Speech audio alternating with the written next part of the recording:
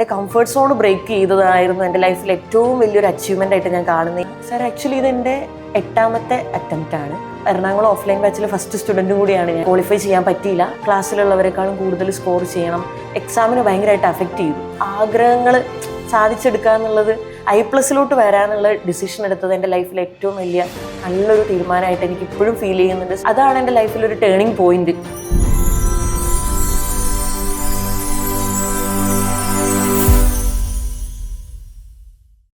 Hi everyone, ഇന്ന് നമ്മളോടൊപ്പം ഉള്ളത് 2025 ഡിസംബർ സൈക്കിളിൽ കൊമേഴ്സ് സബ്ജക്റ്റിലെ നെറ്റ് ക്വാളിഫൈ ചെയ്ത രേഷ്മയാണ്.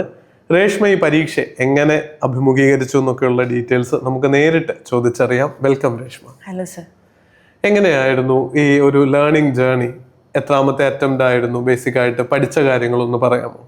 സർ ആക്ച്വലി ഇതെൻ്റെ 8ാമത്തെ അറ്റംപ്റ്റ് ആണ്. ഞാൻ 2022 തൊട്ട് ട്രൈ ചെയ്തുകൊണ്ടിരിക്കുകയാണ്. പക്ഷേ സെൽഫ് സ്റ്റഡി ആയിരുന്നു കൂടുതൽ.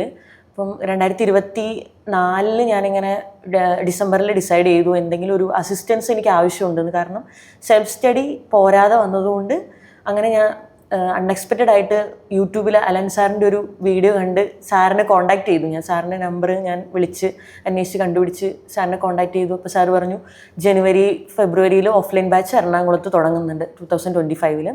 അതിന് ജോയിൻ ചെയ്യാമെന്ന് പറഞ്ഞു. അപ്പം തന്നെ ഞാൻ ഫീ കൊടുത്ത് ബുക്ക് ചെയ്ത് എറണാകുളം ഓഫ്ലൈൻ ബാച്ചിൽ ഫസ്റ്റ് സ്റ്റുഡൻറ്റും കൂടിയാണ് ഞാൻ. അപ്പം ഞാൻ ജോയിൻ ചെയ്തു. അങ്ങനെയാണ് ഞാൻ I+ൽ വന്നു വിടുന്നത്. അങ്ങനെ എൻ്റെ 7ാമത്തെ അറ്റംപ്റ്റാണ് ഞാൻ ജൂണിൽ ചെയ്തത്. അതിലെനിക്ക് ക്വാളിഫൈ ചെയ്യാൻ പറ്റിയില്ല. കുറച്ച് എന്താ പറയുക, പഠിച്ച് ഓവർ കോൺഫിഡൻസ് കൊണ്ടും അങ്ങനെ കുറച്ച് എൻ്റെ ഭാഗത്ത് തന്നെയുള്ള കുറച്ച് മിസ്റ്റേക്ക് കൊണ്ട് ക്ലിയർ ആവാൻ പറ്റിയില്ല. അങ്ങനെ ഞാൻ പിന്നെ കുറച്ചും കൂടി സ്ട്രാറ്റജിയൊക്കെ മാറ്റി 2025 ഡിസംബറിൽ ക്വാളിഫൈ ചെയ്തു നെറ്റ്. എനിക്ക് ഓർമ്മയുണ്ട്, രേഷ്മ ക്ലാസ്സിലും കൺസിസ്റ്റന്റ് ആയിട്ട് പഠിക്കുന്ന ആളായിരുന്നു. ആ അറ്റംപ്റ്റിലും ഡിസ്ഹാർട്ടൻഡ് ആയില്ല. I+ന്റെ കണ്ടിന്യൂസ് ആയിട്ടുള്ള സപ്പോർട്ട് നെക്സ്റ്റ് 6 മന്ത്സിലേക്ക് നമ്മൾ എക്സ്റ്റെൻഡ് ചെയ്യുകയൊക്കെ ചെയ്തിരുന്നു അല്ലേ? അതെ സർ. ആ സമയത്ത് എങ്ങനെയാ ഒരു മൈൻഡ് സെറ്റ് അഡ്ജസ്റ്റ് ചെയ്തത്? പറഞ്ഞു ഒരു കുറച്ച് കോൺഫിഡൻസിന്റെ ലെവലിലെ വ്യത്യാസങ്ങളൊക്കെ രേഷ്മ സൂചിപ്പിച്ചു. ആ മൈൻഡ് സെറ്റിൽ എന്ത് ഷിഫ്റ്റ് ആണ് ഉണ്ടായത് ജൂൺ പരീക്ഷയിലും ഡിസംബർ പരീക്ഷയും കമ്പയർ ചെയ്യുമ്പോൾ? സാർ അതുവരെ എനിക്ക് ഇത് എന്താ പറയുക, ഒരു എക്സാം എന്നുള്ളൊരു ബേസിലായിരുന്നു ഞാൻ കണ്ടിരുന്നത്. ഒരു കോമ്പറ്റീഷൻ എന്നുള്ളൊരു ക്ലാസ്സിലുള്ളവരെക്കാളും കൂടുതൽ സ്കോർ ചെയ്യണം, അവരെക്കാൾ കൂടുതൽ എനിക്ക് എന്ന് വെച്ചാൽ ഞാൻ ടോപ്പാണെന്നുള്ളൊരു ഒരു ഓവർ തിങ്കിങ് അല്ലെങ്കിൽ ഒരു ഓവർ കോൺഫിഡൻസ് എൻ്റെ ഉള്ളിൽ വന്നത് ഭയങ്കര എന്നെ എന്താ പറയുക എക്സാമിന് ഭയങ്കരമായിട്ട് അഫക്റ്റ് ചെയ്തു. അപ്പോൾ ആ ഓവർ കോൺഫിഡൻസ് ഒഴിവാക്കി ഞാൻ തിരിച്ചറിഞ്ഞു എന്ന് വെച്ചാൽ എൻ്റെ ഉള്ളിലുള്ള പൊട്ടൻഷ്യൽ ഇത് കോമ്പറ്റീഷൻ മാത്രമല്ല, എൻ്റെ ഒരു ആഗ്രഹമാണ്. അസിസ്റ്റൻറ്റ് പ്രൊഫസർ എന്ന് ഞാൻ എൻ്റെ റൂമിൽ ഇങ്ങനെ ചുമരിൽ എഴുതി വെച്ചിട്ടുണ്ട്. 2021 PG കഴിഞ്ഞപ്പോൾ ഞാൻ എഴുതി വെച്ചത്. അതിലൊരു സ്പെല്ലിംഗ് ഒക്കെ തെറ്റാണ് എങ്കിലും ഇപ്പം ഞാൻ നെറ്റ് കിട്ടിയിട്ട് അത് കറക്റ്റ് ചെയ്തു. അന്ന് ഞാനത് മാറ്റിയില്ല, കാരണം നെറ്റ് കിട്ടിക്കഴിഞ്ഞിട്ട് അത് കറക്റ്റ് ചെയ്യണം എന്നുണ്ടായിരുന്നു എനിക്ക്. അത് അങ്ങനെ തന്നെ നിൽക്കട്ടെ എന്ന് വിചാരിച്ചു. അപ്പോൾ അന്ന് തൊട്ടേ എൻ്റെ ഉള്ളിലുള്ളൊരു ആഗ്രഹമാണത്. കോമ്പറ്റീഷൻ അല്ല, നേരെ മറിച്ച് നമ്മുടെ ആഗ്രഹങ്ങൾ സാധിച്ചെടുക്കുക എന്നുള്ളത്. അപ്പോൾ ആരൊക്കെ തടസ്സം നിന്നാലും എന്തൊക്കെ സംഭവിച്ചാലും ഇനി ഞാൻ 7ാമത്തെ വട്ടവും ഞാൻ തോറ്റു, എന്നാലും സാരല്ല, അടുത്ത അറ്റംപ്റ്റ് എനിക്ക് ചെയ്തേ പറ്റുള്ളൂ. അതുകൊണ്ട് റിസൾട്ട് വന്ന് പിറ്റേ ദിവസം ബാഗ് എടുത്ത് ഞാൻ വയനാട്ടിൽ നിന്ന് ഇങ്ങോട്ടേക്ക് തിരിച്ചു വന്നു. അതെ, സാറിനോട് സംസാരിച്ചിരുന്നു ഞാൻ. എനിക്ക് ഓർമ്മയുണ്ട്, ഞാൻ മെസ്സേജ് അയച്ചപ്പോൾ സാറ് എന്നെ ഭയങ്കരമായിട്ട് വെൽക്കം ചെയ്തു, വന്നോളാൻ പറഞ്ഞ്. അങ്ങനെ ഞാൻ 2ാമത്തെ ബാച്ചിൽ വന്നിരുന്ന് എൻ്റെ മാക്സിമം പൊട്ടൻഷ്യൽ ഇട്ടു.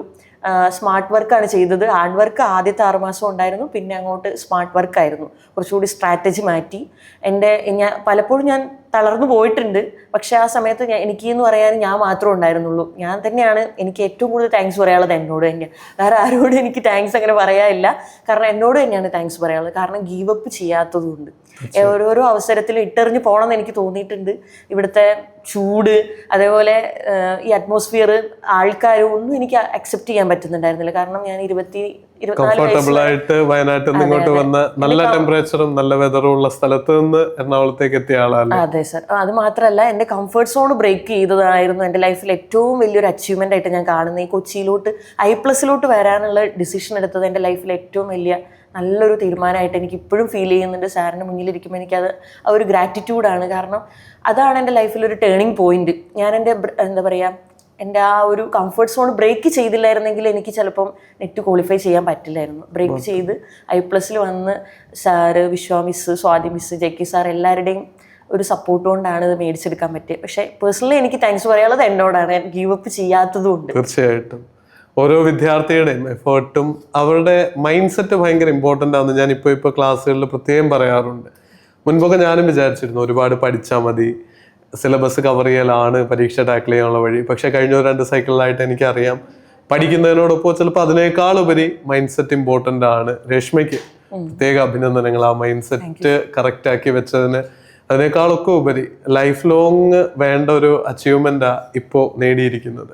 കംഫർട്ട് സോണിൽ നിന്ന് പുറത്ത് കടക്കാനുള്ള ഒരു മനസ്സ്, നമ്മളെ തന്നെ ഒന്ന് ടെസ്റ്റ് ചെയ്യാൻ. അതുപോലെ എപ്പോഴും പറയുന്ന ഒരു കാര്യം കൂടിയാ ബിഗറായിട്ടുള്ള ഒരു പർപ്പസിന് വേണ്ടി പഠിക്കുക എന്നുള്ളത്. ആദ്യം പഠിച്ചത് മാർക്കിന് വേണ്ടിയായിരുന്നു, അല്ലെ ക്ലാസ്സിൽ ഒന്നാമതെത്താൻ. പിന്നെ ആ ഒരു സ്വപ്നത്തിന് വേണ്ടി പഠിച്ചപ്പം കാര്യങ്ങളെല്ലാം സ്മൂത്തായി അല്ലേ. രേഷ്മയ്ക്ക് ഇനിയും പ്രിപ്പയർ ചെയ്യുന്ന സ്റ്റുഡൻസിനോട് സ്പെസിഫിക് ആയിട്ട് അവരെ പരീക്ഷയിൽ ഹെൽപ്പ് ചെയ്യുന്ന എന്ത് നിർദ്ദേശങ്ങളാണ് കൊടുക്കാനുള്ളത്? സാർ, എനിക്ക് പറയാനുള്ളത് എൻ്റെ ഒരു എക്സ്പീരിയൻസിൻ ബേസ് ചെയ്തിട്ടാണെങ്കിൽ ഞാൻ എന്താ പറയുക, ഹെൽത്ത് കോൺഷ്യസ് ആയിരുന്നില്ല. അപ്പോൾ നമ്മൾ പഠിക്കുമ്പോൾ ഏറ്റവും കൂടുതൽ ഹെൽത്ത് കോൺഷ്യസ് ആവണം. കാരണം അത് ആവശ്യമായിട്ടുള്ള ഉറക്കം, അതേപോലെ ഭക്ഷണം, ഇതൊക്കെ കറക്റ്റ് ആയാലേ നമ്മളെ പഠിത്തത്തിന് അത് നന്നായിട്ട് ഇമ്പാക്റ്റ് ഉണ്ട് അതിൻ്റെ. പിന്നെ നമ്മുടെ ഗോൾ എന്താണെന്ന് ഇടയ്ക്കിടയ്ക്ക് ഒന്ന് ആലോചിക്കുന്നത് നല്ലതാണ്. അതിനിടയ്ക്ക് ഡൈവേർഷൻ വരുമ്പം നമുക്ക് ഇന്ന ഗോളുണ്ട്, നമ്മൾ അതിലേക്ക് എത്തണം എന്നൊരു നമുക്കൊരു കറക്റ്റായിട്ടുള്ളൊരു ഗോൾ ഉണ്ടെങ്കിൽ നമുക്ക് അവിടെ എത്തണം എന്നുള്ളൊരു ഡ്രൈവ് ഉണ്ടെങ്കിൽ നമുക്ക് അവിടെ എത്തിപ്പെടാൻ പറ്റും. അപ്പം എപ്പോഴും എന്താ പറയുക, ഡൗൺ ആകുമ്പോൾ നമ്മൾ തന്നെ സ്വയം പറയാം നമുക്ക് മുന്നോട്ട് പോകാൻ നമ്മൾ മാത്രമേ ഉള്ളൂ. ഈ എക്സാമാണ് നമ്മുടെ മെയിൻ. അപ്പോൾ ഇതിനു വേണ്ടിയാണ് നമ്മളിവിടെ കംഫർട്ട് സോണൊക്കെ ബ്രേക്ക് ചെയ്ത് വന്നേക്കുന്നത്. അപ്പം എക്സാമിന് വേണ്ടി നമ്മൾ പഠിച്ചേ പറ്റുള്ളൂ. അപ്പം സ്വന്തം മോട്ടിവേറ്റ് ചെയ്യുക, അതാണ് എനിക്ക് സ്റ്റുഡൻസിനോട് പറയാനുള്ളത്. തീർച്ചയായിട്ടും ഒരുപാട് സന്തോഷം രേഷ്മ, ഇത്രയും സമയം നമ്മളോടൊപ്പം സ്പെൻഡ് ചെയ്തു. പരീക്ഷയിലെ വിജയത്തിന് ഹോളിസ്റ്റിക് അപ്രോച്ച് ആവശ്യമാണെന്നുള്ള കാര്യവും വളരെ എംഫസൈസ് കൊടുത്ത് നമ്മളോട് പറഞ്ഞു. അടുത്തൊരു ഇൻ്റർവ്യൂവിൽ നമുക്കൊരു JRF ആയിട്ട് കാണാമെന്ന് പ്രതീക്ഷിക്കുന്നു. Thank you. Thank you sir.